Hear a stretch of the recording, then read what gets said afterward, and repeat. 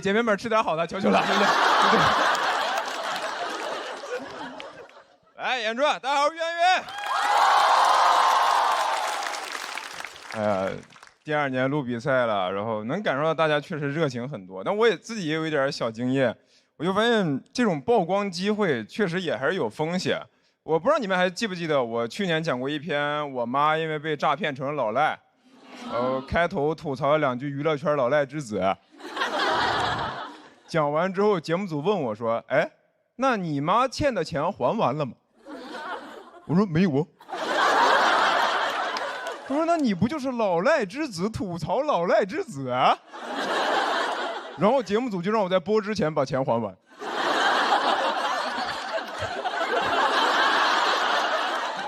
我最后是找朋友借的钱，把我妈欠的钱还了。我说妈，我以后就不是老赖之子了，但你是老赖之母。就是大家录节目都想着多讲、多曝光、多挣钱，我讲这篇稿子血亏，1000多字的稿子欠一屁股债。我不知道你们有没有刷到过那种 report， 于翔宇脱口秀含金量谁懂啊？我懂。哎呀，然后现在真不知道能咋抓机会了。你看今年还都说这个 AI 是风口、时代红利，但你一般也就只能想到用 AI 继续干活。我试了一下用 AI 写段子，帮我写一篇脱口秀稿子，模仿于翔宇的风格，要能喜单夺冠。但因为我段子公开数据量没有那么大，所以他模仿的就不是很像。他给我的表演指导是在舞台上疯狂踱步。声音提高8度，我说：“哎，我是教主。”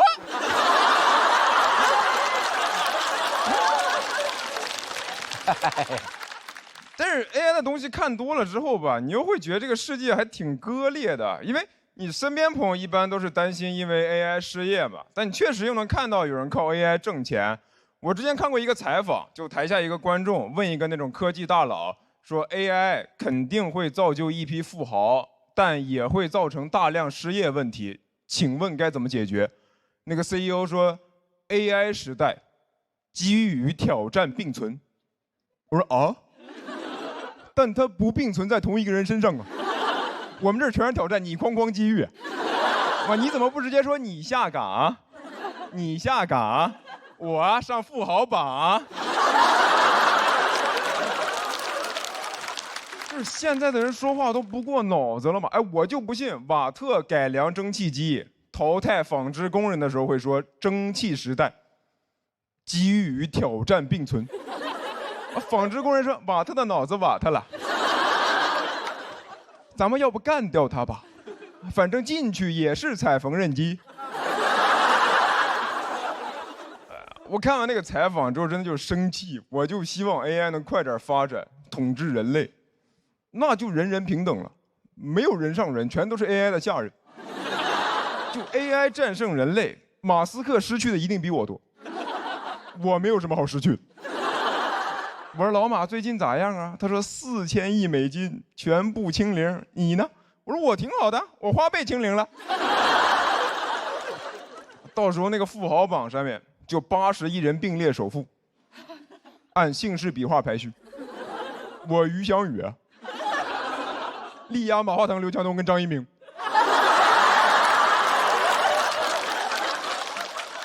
所以我现在就真的很烦这些漂亮话，什么机遇挑战并存，一代人有一代人的机会，拥抱变化。你看最近几年确实变化很多啊，经常就市场大起大落。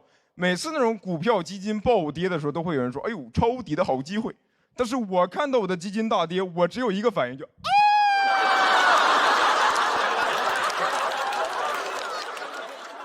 我现在觉得机会啊，有时候你就是留给本来就有机会的人，你不可能没那个条件就无脑冲冲冲吧，就啥也没有，但就像巴菲特一样思考，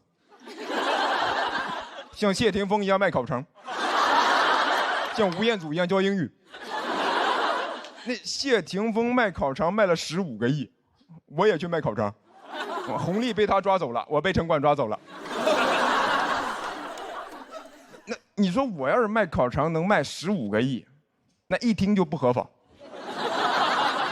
那烤肠得多上瘾。那淀粉肠里是淀粉吗？这就是机遇监狱并存。有时候我自己感觉有些事儿努力有点徒劳。我去年搬来上海，我那个房子是大房东直租。我当时问他，我说你这个房子不会突然卖吧？他说你放心，我不卖的，我这套是专门用来出租的，我有10几套呢。你不信我给你看。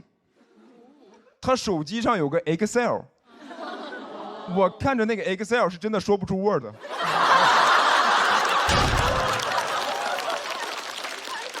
我当时都不想要他的房子了，我就想加入他的家庭。我想问那个大房东，我能不能做你的2房？我拥抱变化，你拥抱我。然后其实现在大家都能感觉到嘛，现在就是机会没那么多了嘛，对吧？以前可能是这个风浪越大鱼越贵，嘛，现在就是风浪越大风浪越大。我感觉我就不是那种所谓能吃到红利的那种时代弄潮儿，我顶多就是个时代赶海儿，就这个浪潮退去，我才会出来。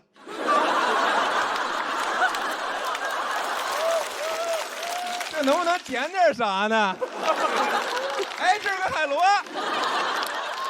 哎，听，是我哭的声音。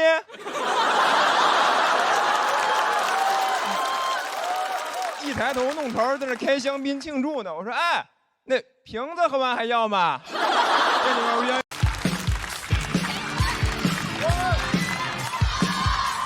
Hello， 大家好，我是杨云。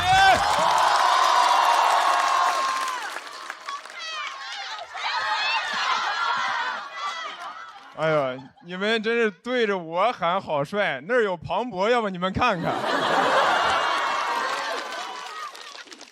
录节目确实变化挺多，能感受到大家很热情。然后我去年为了录节目，然后还搬来了上海住，然后就会经常被问说你是哪里人，我每次都很难回答，因为我这个身世很复杂。就是我爷爷奶奶好像是江苏的，我姥姥姥爷是河南人，然后他们是逃难去的东北。我小时候在黑龙江长大的，上初中我爸妈又带我去珠海上学，但因为珠海房价很贵，我们就住在隔壁中山。我自己上大学去广州待了7、8年，现在在上海工作生活。我脱口秀俱乐部迁在杭州。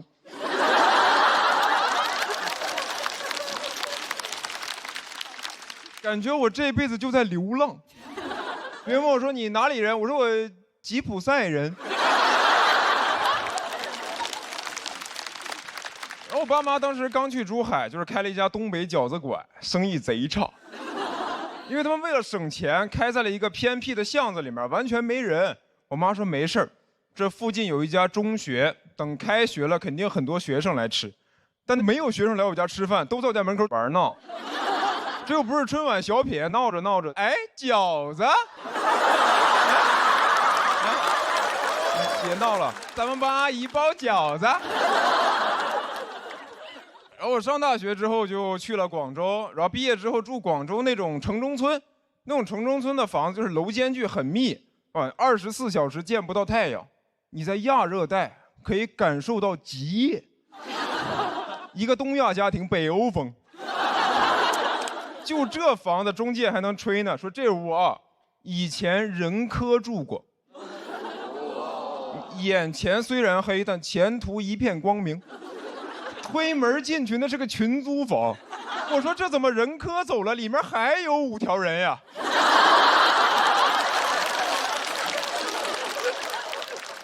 哎，城中村的房子家电家具也都贼破，那破空调不好使，广州热的只能睡那种竹子凉席，每天早上起来一身美拉德反应。还有我家那破洗衣机，每次一开它就想逃跑，真的哒哒哒哒哒哒哒哒哒哒哒哒哒哒哒哒。我下楼拿个快递，它都快跑到门口了。我每次要用它，就只能按着它跟它一起震。我有一次震着震着跟那个洗衣机共情了，我说我也不喜欢这个家，咱俩一起跑吧。我也想住在有阳台的地方。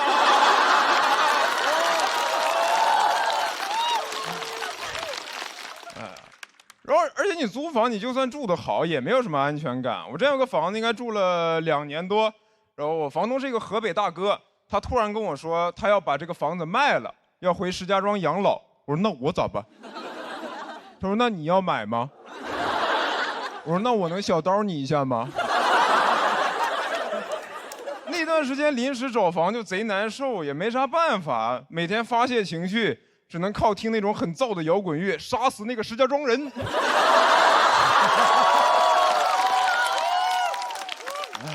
然后来了上海之后，就感觉压力更大吧。你真的很难留在上海吧？那房价都10几万一平。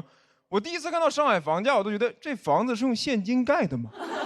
就人都钢筋混凝土，上海用美金人民币，就拿一沓一沓的现金砌墙，刷墙直接用黄金。墙一掉皮就给房东打电话说：“哎，这美元跟黄金怎么脱钩了呢？这人民币怎么一直往下掉啊？”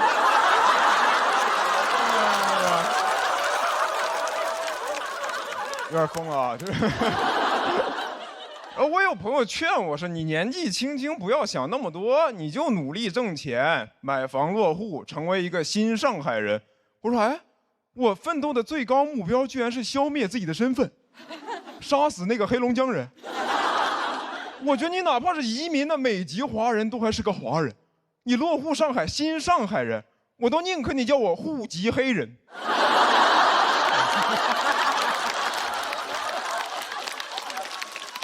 而且我发现你这个身份、地方其实都可以换，但你这个胃没法换。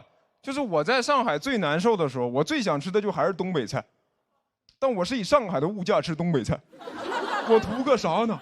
你在东北10块钱3个菜，在上海30块钱吃一韭菜盒子。我发给我妈，我妈说：“儿子，这是用啥韭菜包的呀？”我说：“用我包的。”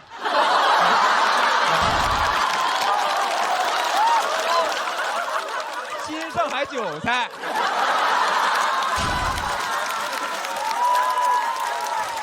然后我改这篇稿的时候，他们还问我说：“于翔宇，你这篇是不是想表达一种诗意的乡愁？”我说：“啥乡愁呀？我要愁的事儿多了去了。你说户口、搬家、预制菜，哇，乡愁是一种非常奢侈的情感。我现在看什么‘举头望明月，低头思故乡’，我说李白，你有阳台？你这个新长安人，谢谢你们。Hello， 大家好，我是于翔宇。哎，感谢各位，又1年了。哎呀，你们还记得我去年的这个人设是干净的应届生吗？其实我早都脏了，我也偷偷工作过。我之前是干过2年补习老师，然后本来大家觉得老师是一个高尚的职业，就你为人师表，德高望重。但我们是那种机构老师，你除了要上课，还要自己卖课，谁能德高望重的干销售？我孔子站在路边发传单，子曰：“《论语春秋》了解一下。”学过了，温故而知新。哎，别走，最近搞活动，3人行必有免单。我们甚至真的入职培训就教你怎么把课卖出去，怎么让家长掏钱。我觉得这可能就是为什么后来很多补习老师可以转型为非常优秀的主播。这玩意儿我们都练过，就开家长会的时候像直播一样制造那种紧张感，说家长们，这课再不学，孩子马上就跟不上了，3、2、1，跟不上了。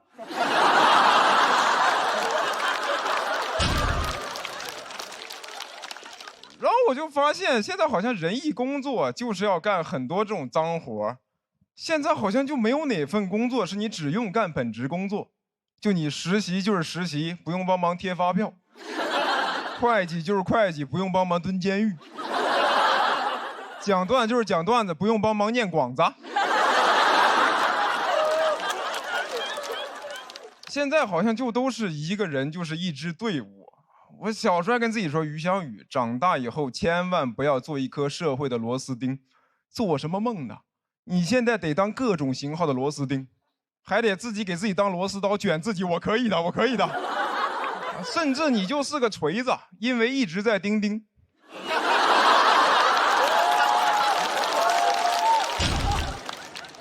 然后我不知道你们有没有遇到过那种，就是你在工作的时候有一个特别离谱的安排，然后就会你刚一不高兴，就会有人跟你说，你工作的时候不要有情绪，有情绪是不专业的表现。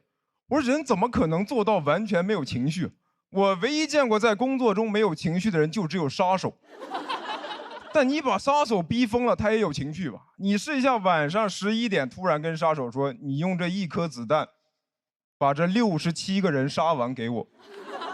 DDL 今晚。杀手说，那我杀你1个就可以了。今晚是你的 deadline。Sorry bro, I'm a pro。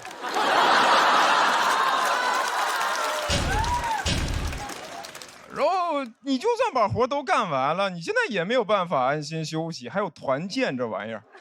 我之前上班团建说准备一起去泡澡，谁会想跟同事一起洗澡啊？领导说一定要全员参加，我当时都想说我能不能就不去了，我直接把裸照发群里。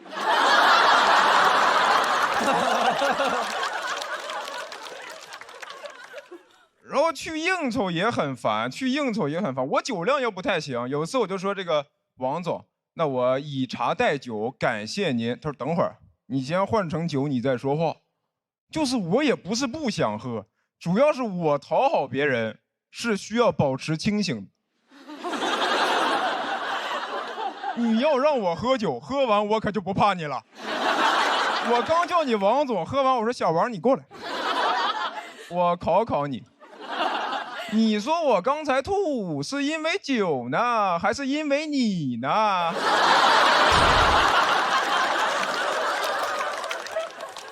而且大家都说这个喝酒是一种服从性测试，但现在很多人也没有那么怕酒精，不是更怕碳水吗？怎么没有人在饭局上劝饭呢？说你这炒面不吃是不是不给我面子？大家都端着一碗米饭打圈儿。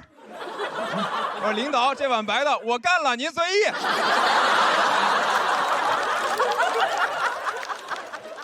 哎呀，而且这些破事儿吧，它就是一些社会潜规则，你就算都干了也没有用啊，是吧？你就说你次团建都参加，该裁员不还是裁你？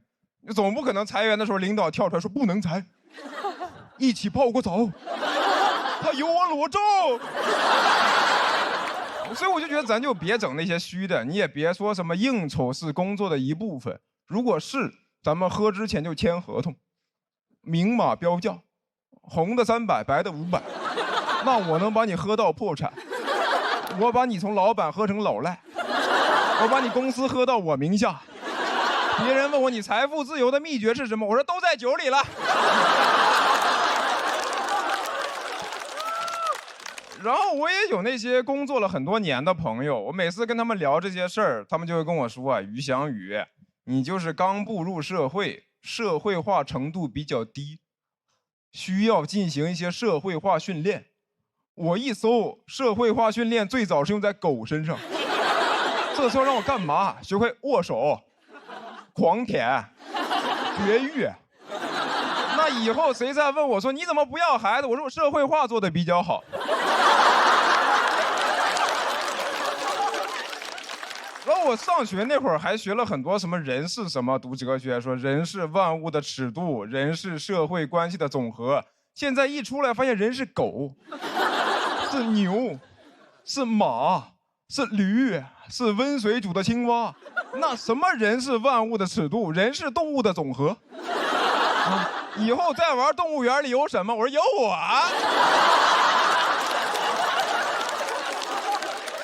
我就感觉现在这人都返祖退化了，那还学什么哲学呀？你把那个进化论倒着看，就是资本论。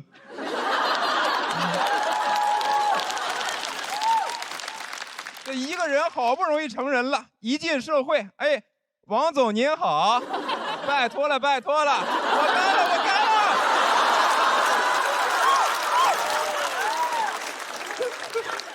可别再让我退化了，再退化我可就要咬人了。谢谢你们。Hello， 大家好，于洋宇。最后一场了，我也不给你们整那些花里胡哨的。我知道你们现在确实不太喜欢看那些流程啥的。我有时候上台就感觉你们那个眼神就是说赶紧打起来，你别自我介绍，我知道你是于翔宇，梗呢。然后我自己平时确实也比较烦一些表面功夫，我不知道你们有没有遇到过那种，就有人在你面前抽烟，然后他会装作很在乎你的感受，在那。我本来都没闻到，一三拳上我脸上了，就怎么能把是一种明明是损人利己的行为演成是一种大公无私、乐善好施啊？我这好烟大家都尝尝啊，这就是利群。然后抽电子烟的就更烦，他觉得这个就不是二手烟，就直接当着你面抽，有时候在办公室抽，在饭桌上抽，你就感觉旁边坐了个加湿器。电子烟就是太方便了，我不知道你们见过没有？之前很多人用个链子直接把电子烟挂在胸口，我这真的很酷吗？这也太傻了吧！这跟那种把烟夹在耳朵上的土鳖有什么区别？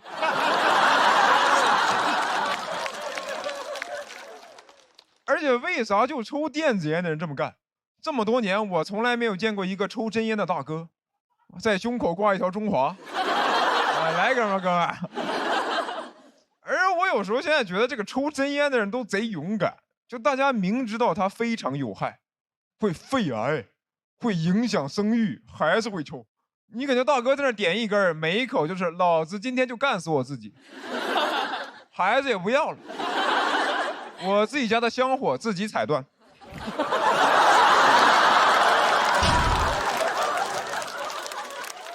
我现在自己的工作也很难避免碰到一些表面功夫的事儿。然后我去年录完之后还聊了几家经纪公司，然后但是他又不像找工作那样，你有一个明确的晋升渠道，说你可以做主管当经理。对方一般聊的都很虚，就说你签了肯定会更好。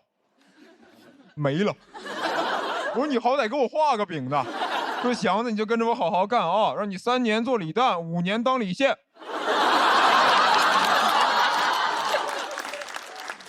然后我做脱口秀也是，有时候大家采访就会说是为了表达，但实际上就是想炸，就是大家反应越大越开心。有时候嘉宾说我觉得于翔宇可能是今年的冠军，我都希望他们直接说我觉得于翔宇是明年的嘉宾。就是台上的人有时候真没那么 real， 挺虚伪的。就我最讨厌的就是看演唱会的时候叫我喊 encore。我不喊，你不是也会出来吗？你最火的歌还没唱呢，我蕊炮都看见了。啊，然后我有次去看演出，就是一直拖，怎么喊都不出来，我地铁都赶不上了。我总不能到时对着地铁喊安高吧？一帮人在站台拿着荧光棒对着空空的铁轨，安高。我车开过来之后，司机从玻璃门里缓缓走出。感谢车迷朋友们的期待，真的是最后一班喽。然后现在有时候你在家看电视也很容易被忽悠。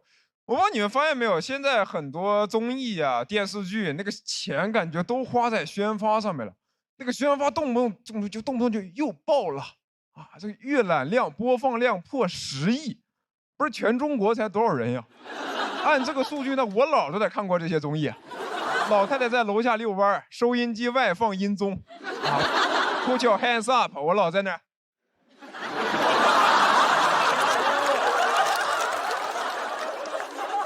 然后还有那些就是做了很多季的综艺，咱们能不能就不要再做了？就是越做越难看，你给我的青春留个美好的回忆不行吗？不是说你把名字缩短加个年份，它就会变好看。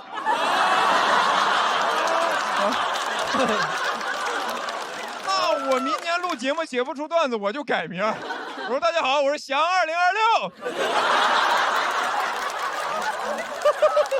然后我就发现，你在这个互联网时代，好像就是你有钱，你就是可以掌握更多话语权。我不知道你们还记不记得，我去年被骂上过一次热搜第1啊。然后当时有朋友跟我说，要不要找人处理一下？我一听架构说，我一人做事一人当。然后你就感觉现在每天在上网看消息的话，每天就是一堆跟你生活没啥关系的破事儿，在那热爆官宣，就还不如全放天气预报呢。你官宣40度热爆了。然后你有时候真的看到一些什么明星黑料啊、企业丑闻或者什么负面的事儿，然后你看着看着它就没了，你就感觉好像是在路边看人吵架，然后俩人直接消失了。那我不就更好奇了吗？我更想看了。你这儿搜不到，我就去别的地方搜；都搜不到，我就去看 PDF。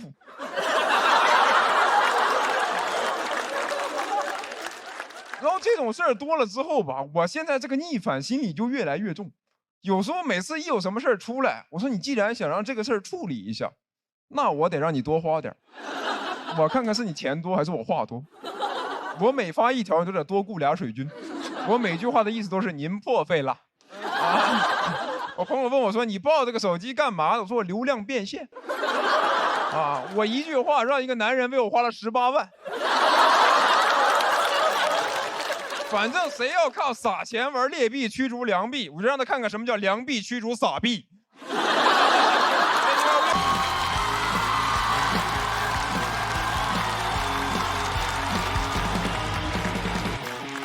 开始了啊！谢谢大家，我叫岳云鹏，谢谢。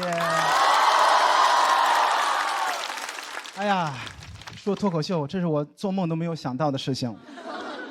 涉足这个脱口秀，其实第一次讲脱口秀，心里很抗拒，很害怕，就怕讲不好，大家不笑怎么办？万一大林回去跟他爸说一声，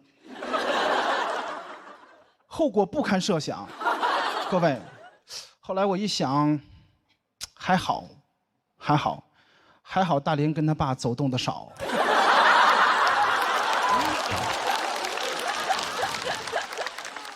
这2年不光是我们单位来了好几个，来到这个舞台上，像这个大林、阎鹤祥，去年的朱鹤松，今年我徒弟尚小菊也来了。虽然成绩不好，没关系啊，没关系。很多人都来到这个舞台上，其实还不够。喜丹这个舞台多好。我师傅最好也努力，来到这个舞台上，争取去到香港，去见见周星驰。谁不想见喜剧之王啊？周星驰也想见喜剧之王啊。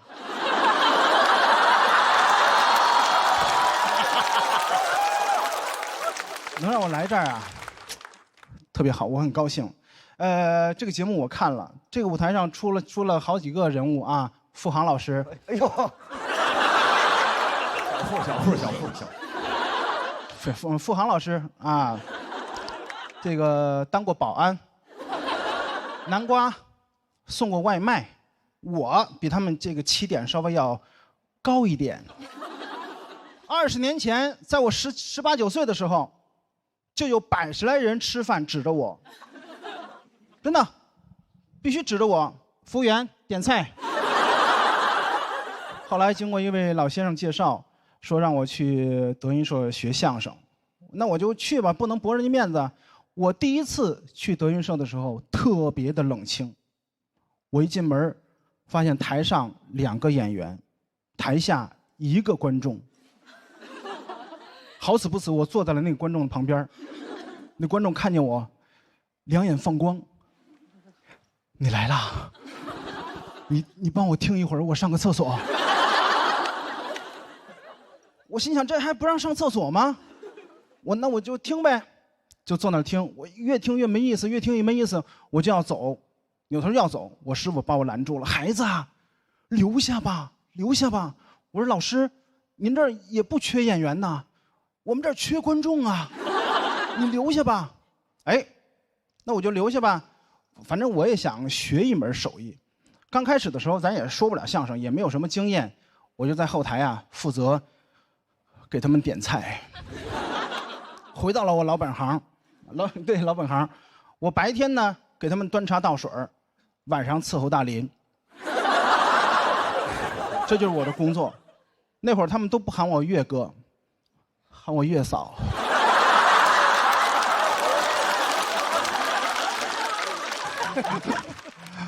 哎呀，我们公司后来发展的很好，飞黄腾达，也赚钱了。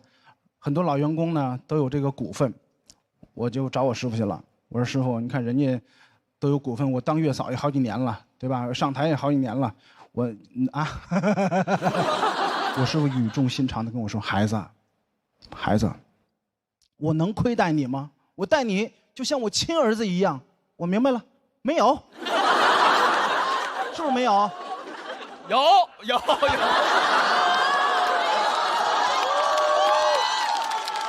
你有是吗？因为我是真亲儿子呀。谢谢，行吧，一步步走到今天，我觉得很幸运，尤其是前一段时间很幸运，出演了一部电视剧叫《长安的荔枝》，大伙儿看了吗？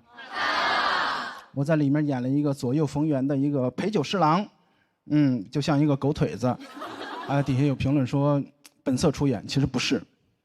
各位，我生活中不是那样的人，真的。在我们后台，我师傅，比如说我师傅咳嗽一声，好多师兄弟们，哟，师傅您怎么了？不舒服吗？我去给您买药，您休息一会儿。我做不到，真的，我做不到，我做不到让我师傅咳嗽。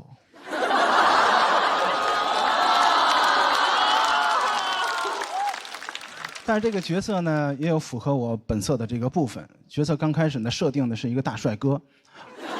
真的，我开始也很担心，我说导演这个大帅哥我能演吗？我行吗？导演说实不相瞒，岳岳这个角色是按照易烊千玺来设定的，但是你别忘了，这个故事背景在唐朝，各位，唐朝以胖为美，在唐朝我就是千玺。最近呢，又有一个新计划，可能很多朋友都知道了，我要开演唱会了。消息一公布呢，网上骂声一片，骂得非常难听，难听到比我那次上春晚还难听。有的朋友说，岳云鹏有歌吗？五环之歌唱一宿吗？特别是这个票价一公布，很多人坐不住了。我说相声最高票价是1600，演唱会最高票价1500，票价一公布，孙越第一个给我发的信息，写的是岳云鹏，我就值100吗？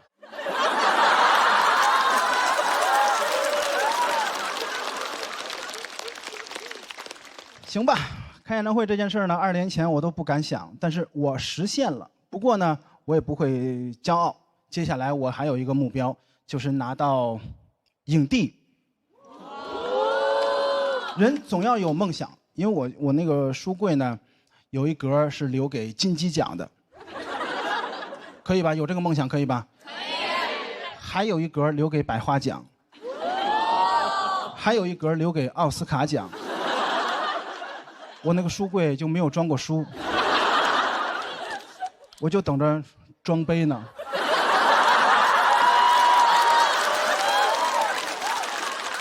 这期的主题呢是这个世界谁懂？没人懂，没人知道未来会发生什么。所以各位选手要充满信心。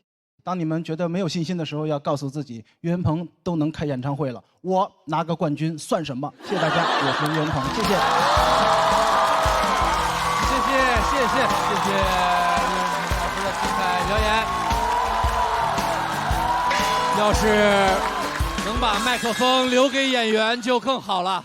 岳老师，麦克风麻烦留给演员，可不可以？请把大家吃饭的家伙。是。哎，一个小返场啊，故意的设计。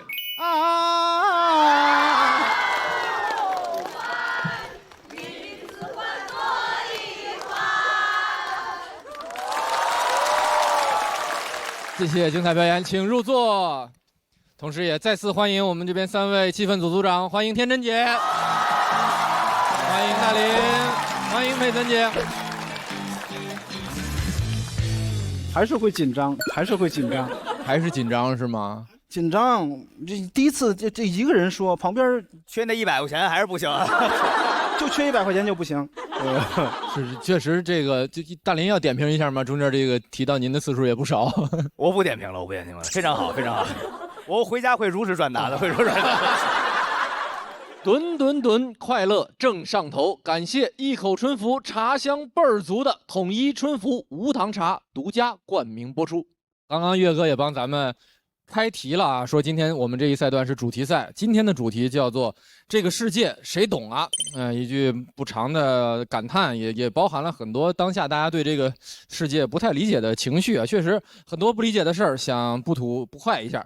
今天要上场的朋友刚刚已经跟大家打过招呼了，他们在2楼就坐，我们给他们一点掌声好不好？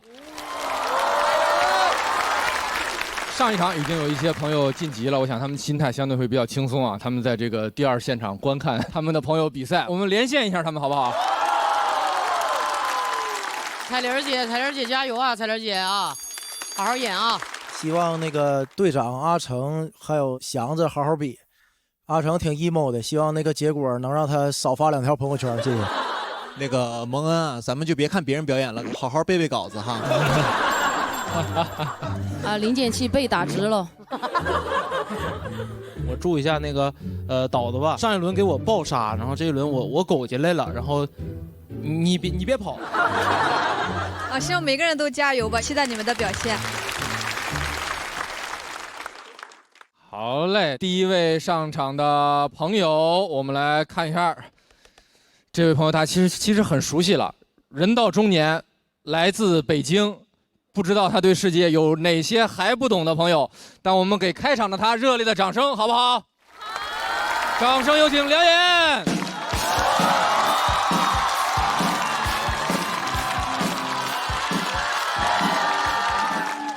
哎，大家好，我是梁岩。哎呦，谢谢大家啊，又来了。这个上一轮你们没在，上一轮啊比得不好，差点淘汰。下来呢，导演就拉着聊天说那个想一想初心啊，想一想为什么上这个节目。我说我还是希望能尽快的让大家看到，然后他们这轮让我开场。啊，理解的不对，但是落实的快啊。哎，确实就是这样。你看，去年其实就来过了，上了1次节目，这人就有虚荣心。我现在走的路上啊，老希望大家认识，就总希望你能认出我。现在偶尔你看，在跟朋友出去吃饭啊，人家说，哎，说咱订一包间，我说别，就坐大厅，还坐包间，我都想坐菜单上。但是有的时候啊，你被人认出来也挺尴尬的。我前几天在北京啊，在雍和宫烧香，我这一个头磕到地上站起来啊，旁边一哥们儿，哟，梁岩，我说我天，这么灵吗？我们俩都很高兴啊，大哥说来，咱仨合个影，啊，我说还有谁啊？我、他、弥勒佛。哎呦，我说这可不行啊，我说人这里边有规定，怎么也不能在这个跟佛祖面前合影啊，对佛祖不尊敬啊。大哥说：“哎呦，你还信这个？”我说：“我先信一轮试试。”最近这不是比赛吗？经常来上海。我这次坐动车来上海，赶上一个叫静音车厢，赶上过吗？很少啊。我上了车我就观察呀，它一样的车厢，一样的票价，一样的乘客。我说这玩意儿怎么静音啊？不会一会儿开起来上来一乘务员就把这个音量关到最小啊？不会吧？我就在想他有什么人工智能的手段啊？开起来就他静音。我一边盘核桃一边想，就过来一个乘务员指一指我这核桃，嘘，我的天，乘务员静音啊，没有智能，纯人工。我说这不就给考场安排监考老师吗？但是我还是把核桃收起来了。因为我怕一会儿老师给我换动作了。嘘。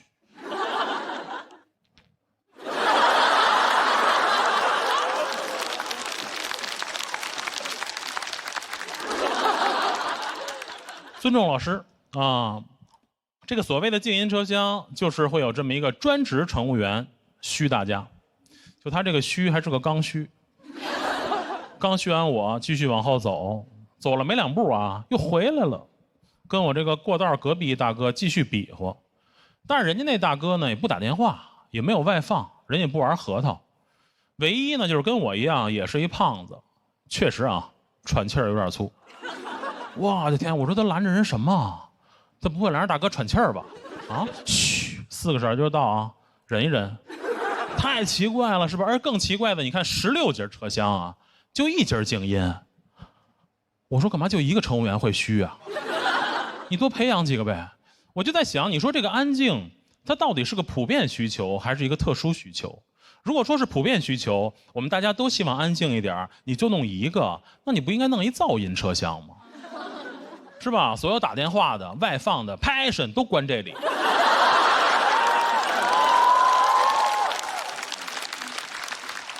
在这个车厢里，你就不能安静，你安静就会有乘务员过来说你干嘛呢？燥起来啊！整节车厢啊，就你们俩最安静。大家也能想象，就是靠这个静音啊，它肯定不管用，对吧？它要说管用，它顶多就是对有一点道德要求的成年人管用，小孩就完全不管，因为每次乘务员跟他嘘的时候，小孩就跑过去了，他得追着小孩一直嘘，嘘，一直嘘，小孩就上厕所了，从厕所出来接着跑。哎呦，小孩真能跑！就他在车厢里跑动的距离，要是折算到铁轨上，他能比我早到半个小时。我说咱孩子有这特长，还买什么火车票啊？那早点出来就跑吧，是吧？乘务员呢很无奈，当然他绝对不是那辆车上最无奈的乘务员，最无奈的是那个卖动车模型的。哎呦，那个太可怜了，他都不如马路边那个游泳健身了解一下。那个游泳健身真的会有人了解，但是这个动车模型啊，真的没人会动。你别说我不信，他自己都不信能卖出去。从早上一上班就对自己的工作不抱任何希望，手里拿着这个不知道哪年发的动车模型啊，就一遍一遍问啊：动车模型有需要的吗？动车模型有需要的吗？一遍问乘客，一遍问自己。这动车模型有需要。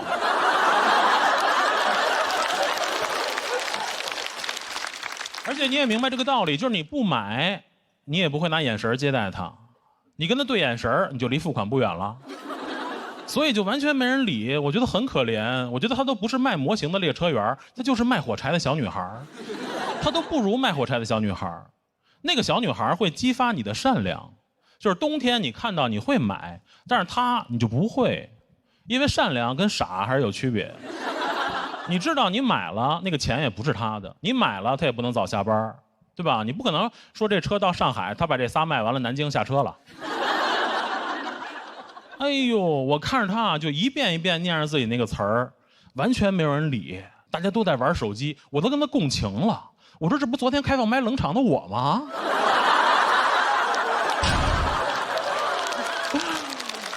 哎呦，但是其实我也能理解，这就像一部分人的工作，对吧？你没有太多的这个自由发挥的空间，领导就安排的就这活儿，那怎么办呀？硬着头皮干呗，对吧？坚定信心，文本应该没问题。文本要是没问题，那就是观众的问题。2等座观众不行，再往前1等座再试试，1等座还不行。你听1等座的人打电话呀，你感觉他都不用买模型，他能直接买动车。再往前就更难了，再往前静音车厢了。动车模型有需要的吗？嘘，谢谢大家，我是梁岩。谢谢梁岩的表演。喜欢梁岩今天这段表演的观众朋友，千万不要忘记为他投票。投票倒计时最后3秒钟，请锁票。再次谢谢梁岩，谢谢大家。4位都给灯了，哎呦喂，哥哥，哎呦，您说的挺好的。哎呦，不敢。北京的吧？北京的是啊。我觉得您适合说相声，您这个节奏，真的，一般来不了。咱那儿还要人，现在要等孙越不行了，然后咱俩来。这段可别剪喽啊！真的，我觉得适合说相声，而且您适合逗哏，哦，很欠儿，很欠儿。那刚才说孙越那趴就不算了呗，就是。回头您跟孙越一场。岳老师专注演唱会，只看演唱会往后，这个有一天咱俩来一段，我觉得。哎呦，得嘞。您这个节奏我真的非常喜欢，能把这个静音车厢这么小的一个承载量，能给它扩大成一段脱口秀，非常的了不起，也有始有终。得嘞，挺好的，哥哥，谢谢您。我看梁岩老师讲完了，自己感觉不是特别满意的样子啊，是。第一个上来还是有点紧张，而且其实这一季表现的就不太好。我觉得自己的那个话题在这个场合其实不是很适应，比较生活流，就像岳云鹏老师说的，比较小，没有那种强话题，而且我自己的表演也不是那种强情绪，所以我觉得其实有点不适合，我自己也会有点紧张，跟在线下还是有挺大的区别。我们说相声就第一个开场那个人，其实是很重要，他比第二个要他对。他那意思呀，就是您没开，一会儿第二重新来。我可没说啊，哥哥。那要这么说呀，是他没开。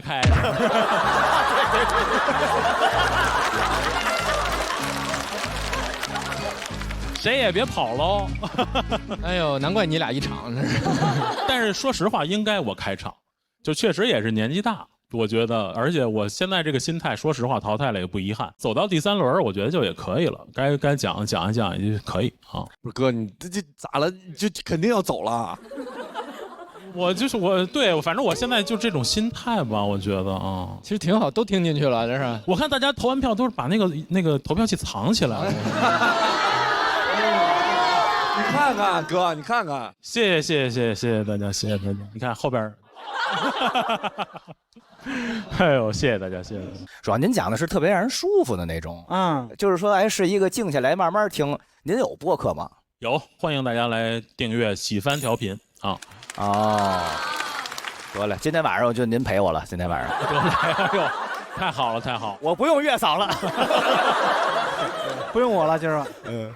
其实我很记得梁岩老师的声音。上一次我记得你讲的是请阿姨带女儿的。是。内容，然后今天我觉得刚好有一个题目，就是这个世界谁懂？我觉得可能您也特别有了孩子以后，他以后要面对什么世界，我们到底要怎么教育他？比如说你刚刚提到的制度，我就特别有感觉，就是可能有些制度对我们来说，就是这些成熟的或我们循规蹈矩的大人们在追寻着，但我们也不知道那到底是对还是错。到底有没有这个需要？是没错。我现在这篇主要讲就是他这个需求和这个提供的服务不匹配。就谁会在车上需要买一个模型呢？他干嘛？我想了半天，我也没想明白谁需要这玩意儿。但我还是想跟梁岩老师说，听您说话真的是很舒服的一件事情。哎呦，听您说话也是。哎呦喂！您俩多聊天吧。确实，其实大家听的都挺舒服的，而且也拿到了我们气氛组的4票满票。那根据比赛的规则，我们先不公布观众的票数，我们等第一个晋级结果产生的时候再揭晓。我们先请梁岩到等待区休息。好嘞。下一位要上场的演员，其实都是大家的老朋友了，但是这个舞台的新朋友，他一直都在用很多地狱笑话对抗世界。掌声有请小佳。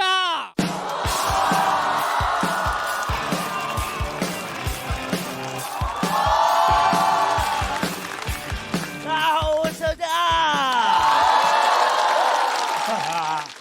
梁岩讲高铁。我来讲讲飞机。我前段时间坐飞机遇到一件事，就有个坐在应急出口的大姐，她要跟我换位置，我是没问题，但我曾经办值机的时候被拒绝过，所以我很礼貌的问那个空姐，我说，那个她让我坐在那里可以吗？那个空姐说你先坐下。然后转头跟大姐说：“你能不能再找找别人啊？”大姐说：“为什么不能找他？”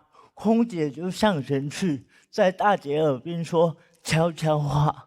我就看着2个人当着我的面议论我。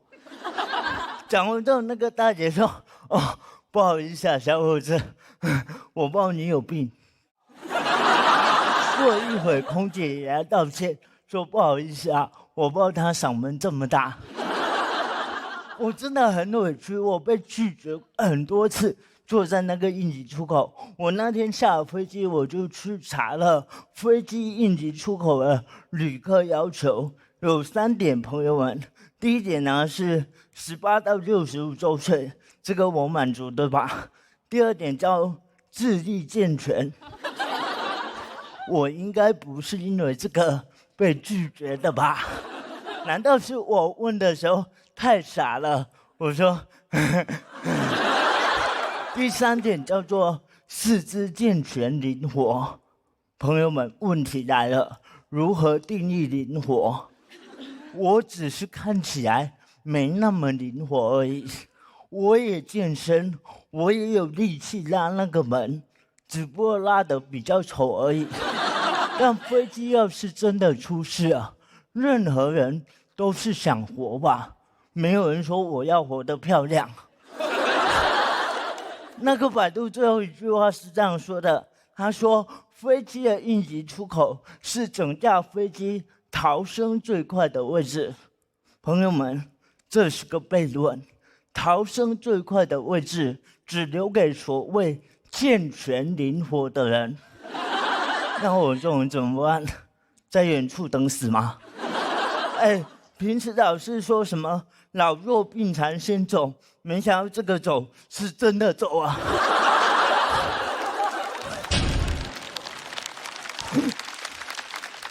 关键应急出口的那些人都不认真听，空姐在演示那个门怎么啦？所有人都是哦，你就感觉他们行为在说，只要今天老子在这里，谁都别想活着走出去。我觉得不应该这样，我觉得飞机的应急出口就应该给不健全的人做，越不健全越好。然后飞机广播就这样说的：女士们、先生们，今天飞机一共分为前后2个应急出口，一共坐了12个残障人士。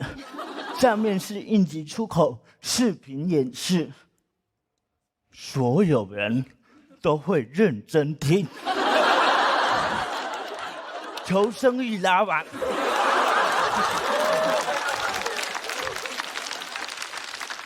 那12个人足足有22只手。当这12个人坐在应急出口，就所有人都想要个出口。当然，我也不能有一面之词，我其实享有很多特权。比如每次到机场办值机的时候，工作人员都会问我：“你是一个人坐飞机吗？”我很怕他下一句接一个：“那爸爸妈妈呢？”幸好没有，他只是在我行李箱上贴了个爱心优先行李的标签。有人见过吗？没有吧？只有我有。给大家科普一下，这个标签可以干嘛？就是当你飞机落地之后呢，你的行李箱会除了头等舱的行李之外，第一个走出来。羡慕吧？但这也是个悖论，行李箱出来了。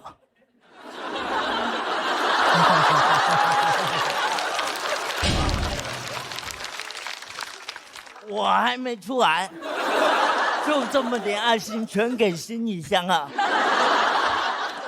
这个世界谁懂啊？行李箱懂。我有时候我都羡慕那个行李箱，真的，我很想把那个标签贴在我脸上。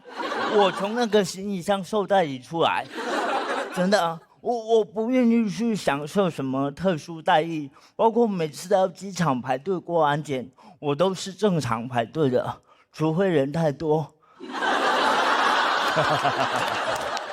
我前几天从北京飞上海，整个首都机场都是人。我一看那个爱心通道，只有一个老人、一个小孩和一个妈妈，我就心动了。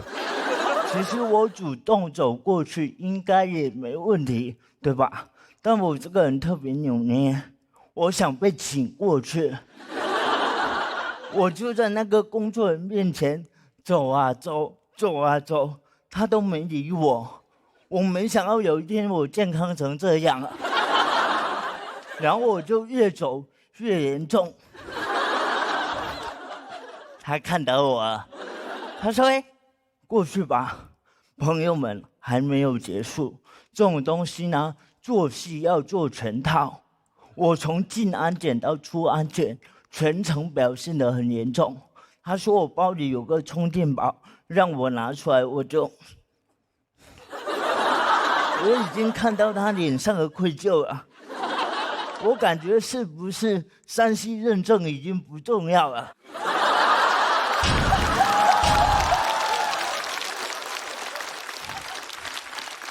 我反正是个好人认证啊，然后过完安检，我立马就正常了，给他吓一跳。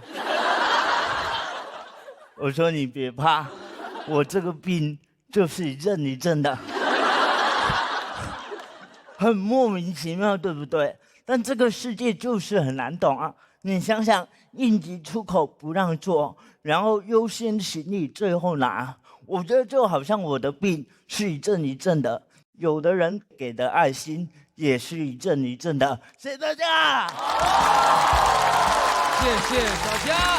喜欢小佳今天表演的观众朋友，千万不要忘记为他投票。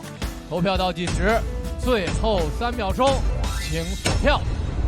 我们掌声再给小佳。怎么样？紧张吗？我其实还是蛮紧张的，因为上一轮的分数很低，是倒数第2名，然后这一轮就很怕演垮。但这个段子是我这2年来我觉得我最满意的一套段子。对，因为我觉得可能在很多观众的形象里，小佳是一个只讲自己的故事、讲自己身体的人。那我觉得脱口秀演员最好的一个视角就是他能够讲社会上的事。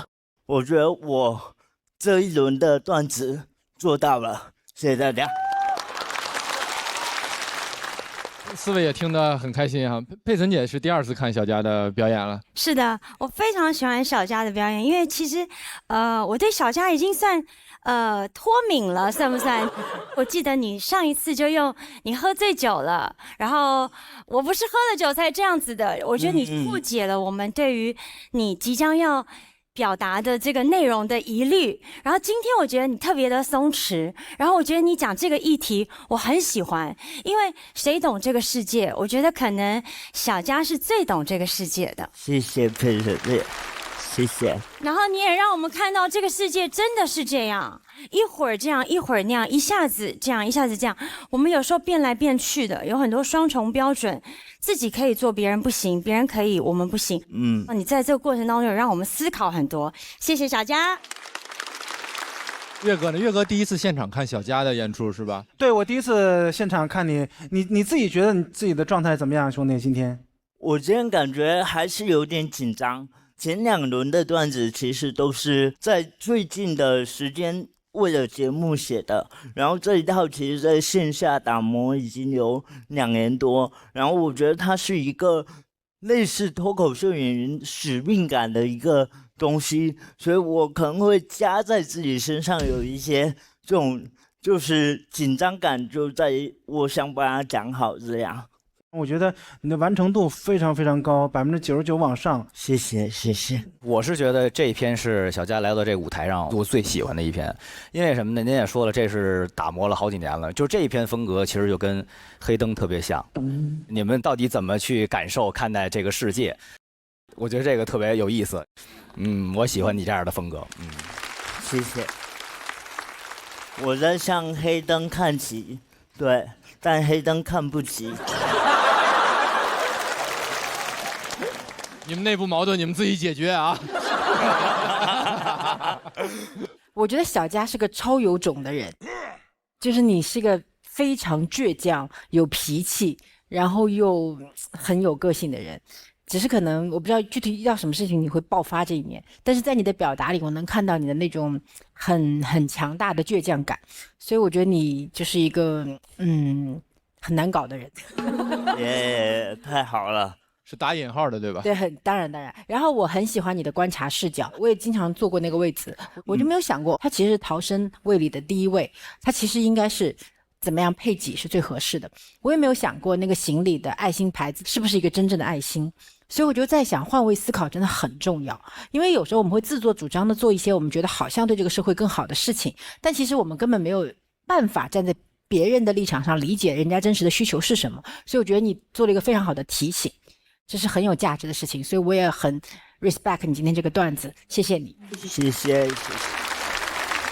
我觉得我姐这个说的特别对，就是我们好像做的很多事儿，或者说出于某种目的的一些善举，好像很多时候都是给我们一个交代。就是我们觉得哎这事儿可以过去，差不多可以，都不错，自己良心上能过去了。对对对，但其实就都是表面工程，也不知道具体实操在实际上这事儿到底有没有落实，是吧？对对对对对，特别感谢小佳和黑灯，感谢。